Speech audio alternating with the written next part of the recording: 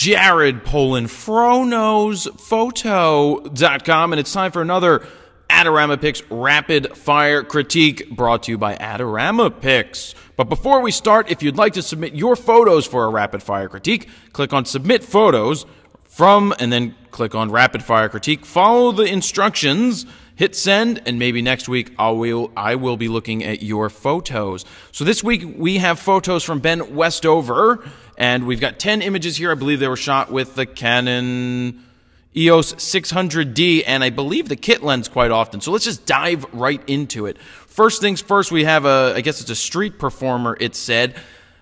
Cutting off the wrist is tough. That's not a good thing.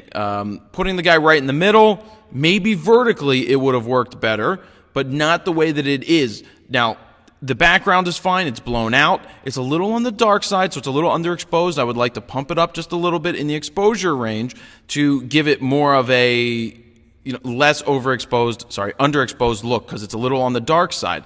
What could you do to make this a little better? I would say shoot a little wider to show more of the street scene, to get the people that are watching in it, to get the full hand in there. Other than that, you froze the action. You did a great job with that. It's just compositionally, right in the middle of the picture, it doesn't work as well unless it was a wider shot and you could see what was going on in the scene. So moving forward, we have a vertical here. You can see this fringing up in the corner. That's what happens with the kit lenses. That's that chromatic aberration that happens. Now, I know what you're trying to do. You're trying to get the longer exposure, longer shutter speed to try and get the water to blur as it moves.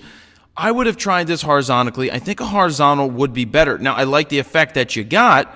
Also, the sun flare, this is what it looks like if it's in a kit lens. It's usually not as clean as in some of the pro lenses, but that's okay. You can still get great images with this. I just think more horizontal and more focus on the water and the falling water would make it a better picture. The color is fine and everything along those lines is fine, just trying to figure out a better way to make the image.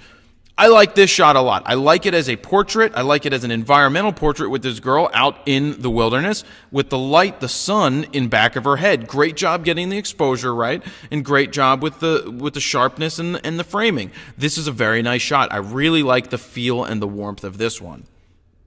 This is nice as well, using the sun in the vertical to create a silhouette, but also using the girl's head to block the sun. This is a great thing. Everybody should look at this, whether you're shooting concerts or you're shooting indoors where there's a lot of lights. If you use the light, you use somebody's head to block the light, and a lot of times you have to move to try to find this, then you create better images, just like this. Look how strong that is, and then this is strong as well, so nice job. Moving forward, it looks like another longer exposure because the clouds are moving and the water is more of a, it's just flowing. You can see it. There was a longer exposure. It's an okay shot in terms of the exposure and things along those lines, but there's not a lot of interest in the shot. It doesn't grab you and say, wow, I really want to hang this on my wall. You got this distraction of stuff right here. There's a boat in the background. There's not much going on. The sun's already gone and down. Then you've just got this wood thing leading right into the water. I don't know what you could do to make it a better image in terms of composition, but I would find more interest. Maybe without this wood in there, and maybe without this stuff in the water, more of a horizon photo. Shooting things at a distance maybe would have made for a better image, but just with the tree growing out of the water, I don't think it's that strong. And again, I'm not being harsh on the photographer. I'm just giving a critique exactly how I feel. I'm going to critique to what I think would make it a better image, and I'm not just ripping stuff apart. I'm trying to give positive reinforcement, and this is what critiques are all about. And I sat through them in school and continue to sit through them now when people look at my work, but I'm trying to be positive and find the positives here because they are there. So we get to this image, and I think a horizontal would be better. It's just my eye goes right to the umbrella. I don't really see the girl here. It's not very interesting again. In terms of composition, the framing is right. Everything is right on for that. It's just that the interest for the image isn't there. Maybe it's because the hair's in her face and it's just asking her to move the hair if you can, or trying to capture her when the hair isn't in her face. It's just my eye goes right to this umbrella, and other than that, it doesn't grab me. There's not a lot of interest in that. I think a horizontal would be better, and just a different look on the girl's face. Now this is better. We've got nice interest here. We're straight down with somebody walking. This is much better. The composition is great. The framing is great. The only thing that I could see is maybe pumping up the contrast a little more just to make it go oomph a little bit. But this is a really cool shot. This is great right here. The difference in the colors and the tones and all the repeating lines. Yawn. Excuse me, really work really well. Like this top-down, straight-down shot. This is one of the best that I've seen in this set so far. Love all the lines. How this isn't right in the middle of the frame is a plus. If this was right in the middle, I think it would detract from the image. If this was right in the middle, it would detract from the image. This is a really great shot. Nice job.